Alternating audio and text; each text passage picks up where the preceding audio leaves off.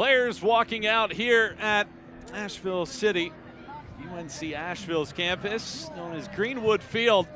Should be a fun matchup. Keep an eye on Angelo Kelly. He was a dynamic presence in that opening victory for the One Knox side, a goal and an assist. Everybody's on the field. Let's get this thing rolling.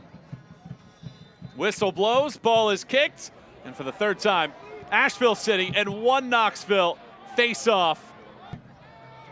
Knox another throw. See a little bit of wind in the background. Spring quite hasn't got to the mountains here. It's a good run from Ross. Ross to the end line, fires it through the 18, bouncing around, chipping shot, and a goal.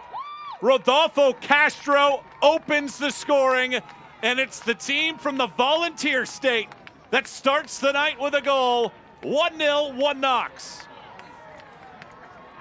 That's a dream start from One Knox. This has been really the only attacking opportunity they had, and Frank Ross just says, I'm going to go in line with this one, slot it back, and see who can get an easy goal. So I think Carr's going to have to get a little bit more involved right now. Asheville City really liking to play on the left-hand side of the field. That takes a bad bounce. It's a good run. Kelly's shot denied. Second chance, getting to his feet. Tyler Turner grabs it.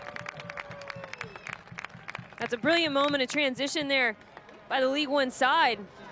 Castro makes the right decision not to take that one for himself. He noticed the run of Angelo Kelly on his right-hand shoulder and lays a perfect weighted ball.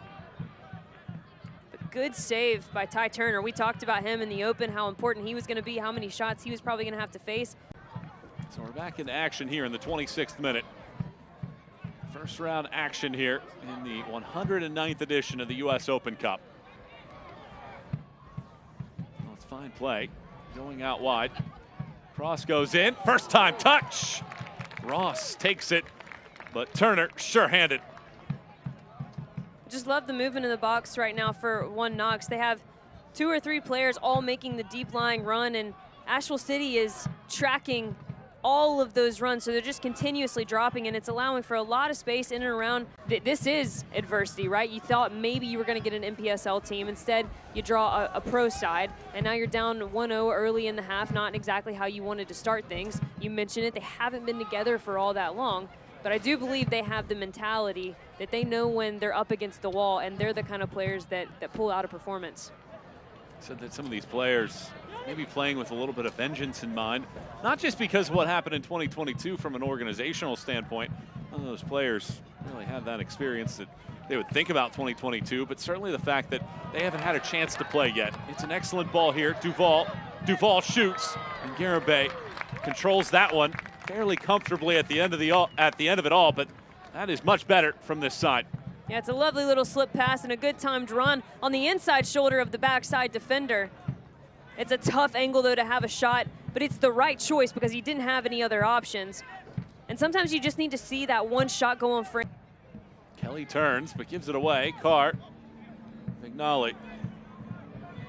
Does Asheville City have an equalizer in the pocket here at the end of the first half? Another giveaway.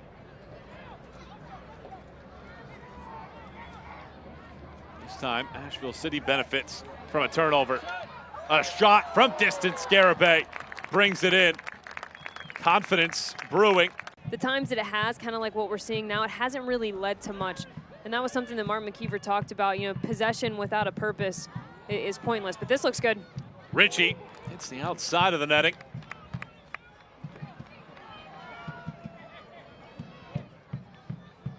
And this is when possession makes a difference. They passed it enough around the back to pull Asheville City out of shape, and then they skipped a line. Midfielder turns in one touch, finds his wide players.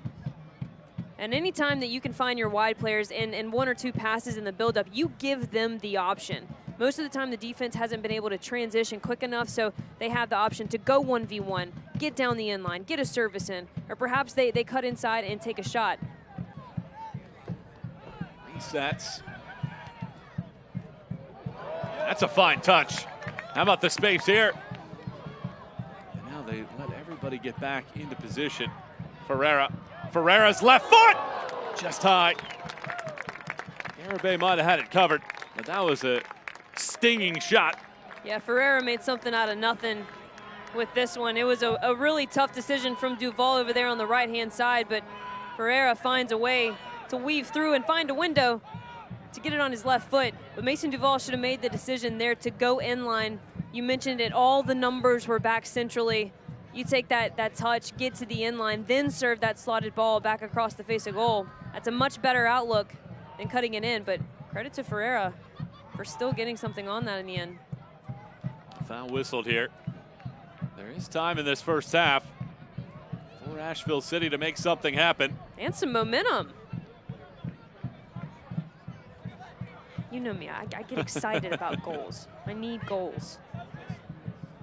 Well, last night we had a second half onslaught. Perhaps that's what we're brewing into here this evening. We also wanted it to be a 10-7 game. We got, what, 5? We got 5. So if we can get to the 10 number tonight, yes, I'd be pleased. What about you? I'd be ecstatic if we could get to that number.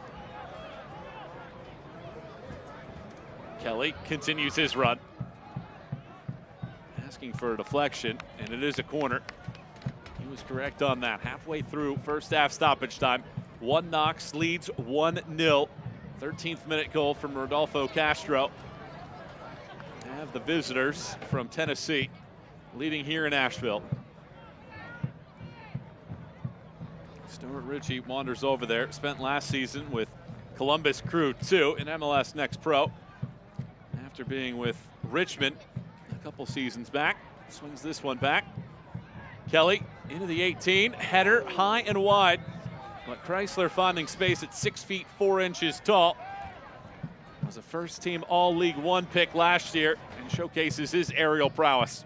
Yeah, such a good defender, and I love when center backs try to get on the end of it. He is a lot to deal with.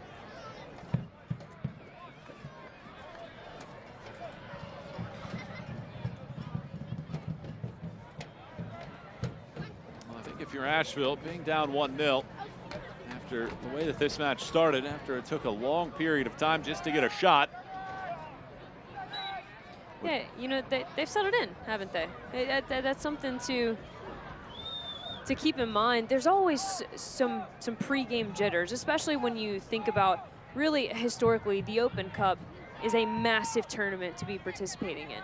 And so when the time finally comes, and you mentioned it with the lack of time they've been able to spend together, there's a lot of unknowns that they're trying to go through mid-game, and the best way to get through that is just to play through it, and they've done that. They've definitely progressed in a positive way throughout this first half. Well, Knox has a regular season match under its belt. Asheville City barely has inter-squad scrimmages. Kelly carries, pokes it over. Ross sends it back. Ritchie fires it across. There's nobody on that back post until it hits that area. The shot and a goal and a second for 1 Knox. Callum Johnson ripples the rope.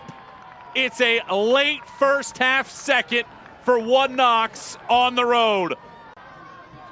Absolutely love this attacking build-up from 1 Knox. It's actually an incredible ball in by Stuart Ritchie with no one on the backside, but the cleanup action, and my, oh my. Callum Johnson, well done, and that's that moment where any kind of momentum that was building, that's going to be really tough to get back now in the second half. And now the referee is ready to go as he blows the whistle, and the second half is underway here in the first round matchup between Asheville City and 1 Knox. He's got the vision, and he's definitely got the agility to move and shift defenders. Here's a sprint from Robles. And it will be a booking. And Richard Ballard come in. Ballard, the senior statesman on this roster. He's been well traveled in his time, mostly in the USL Championship.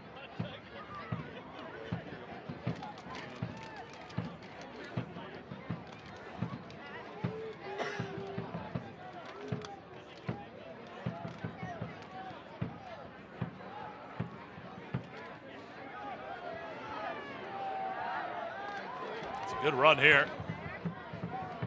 Excellent time here for Muendo. Comes over, Horveno prefers that left foot, uses the right here. Collides with a one Knox player, and it's covered by Garibay, who has been sure-handed in this match. Has he ever? A little bit of a tumble there, but a really clean first touch. I think if you have that one on the first prep touch, it's a much better window than trying to slalom a little bit further inside where all the numbers were. There's time left. Orveno takes it away. Ballard holding on to him. Robles charges. Robles taken off of the ball. It stays in play. Garibay saves. And with a quarter hour to go, it's another corner kick coming for Asheville City. Almost everybody forward for Asheville. Orveno fires it in. The header was won initially by Wong, but it deflects off of one Knox, and the corner is going to come from the other side of the field. And if you're Asheville, you have got to be dedicated to not letting this ball out the other way. You have got to smother whatever deflection, whatever kind of outlet that one Knox might have. It's to the near post this time. Ballard sends it only as far as the top of the box. Here's a long distance shot. Garibay has to push it away. Robles keeps it in. Flicks it in, and it gets caught by Garibay. Robles obviously quite upset about something, but have a crack at that. Why not? But Garibay has been outstanding tonight. He has answered every question that's been asked of him. And this is the moment that Robles was quite upset about, not sure why. Looked like the defender had both hands behind his back. Agreed. Not done yet.